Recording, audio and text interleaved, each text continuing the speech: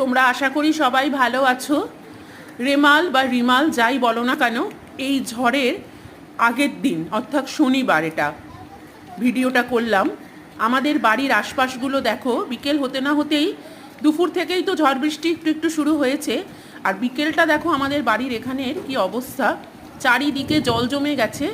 ওই জল মধ্যেও, অন্ধকারের মধ্যেও পিয়াঙ্গি আর আমি যাচ্ছি একটু গ্রসারির দোকানে, যাকে বাংলা কথায় মুদি বলতে পারো, আমাদের মুদির দোকানে একটু ডিম, চাল, ডাল, আলু, সোয়াবিন এগুলো একটু নিয়ে আসি।